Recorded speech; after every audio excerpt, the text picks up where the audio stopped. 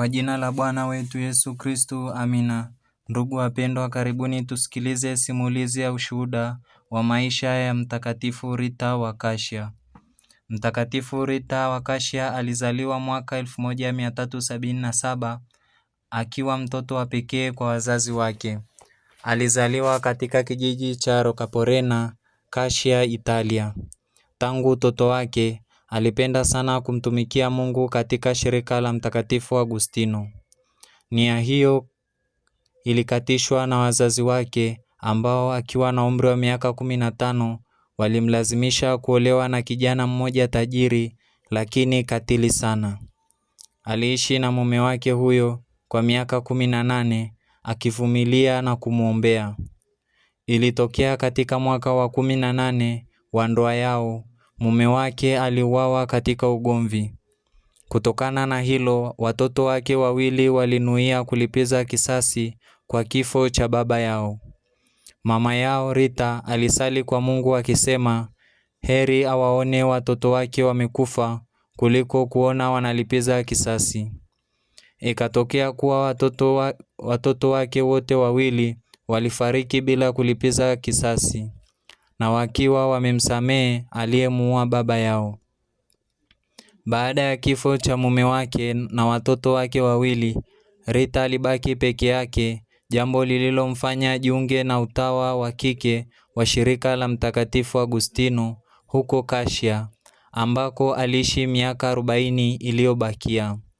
Huko utawani alijitahidi sana kuishi fadhila mbalimbali kama utii, uvumilivu na upole. Alikuwa pia na huruma kwa watu wote na hasa kwa watawa wenzake wagonjwa na wahitaji. Tangu utoto wake alikuwa na ibada ya pekee kwa Yesu Kristo. Alipenda sana kutafakari mateso ya Yesu mbele ya msalaba, hadi mwili wake ulilegea na fahamu zake kupotea. Siku moja aliposikia mahubiri juu ya taji la miiba la Bwana wetu Yesu Kristo, aliomba neema ili naye aweze kushiriki hayo mateso ya Kristo. Ombi lake lilitimia, kwani alipata kidonda kwenye paji la uso wake kupitia mwiba uliotoka katika taji la miiba la Bwana Yesu. Kutokana na kidonda hicho, alitengwa asiweze kukaa na wenzake.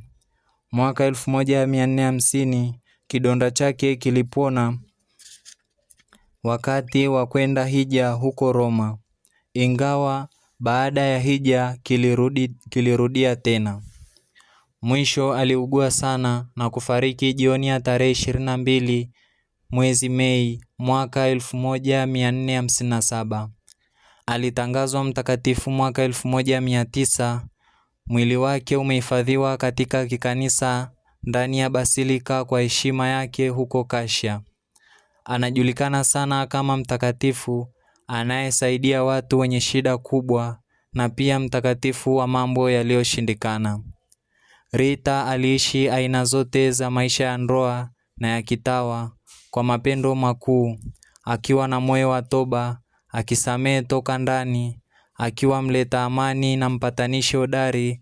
Anaheshimiwa sana katika kanisa Katoliki, hasa huko Italia, Ufilipino, Hispania, Amerika ya Kusini, ambako makanisa mengi yamejengwa kwa heshima yake.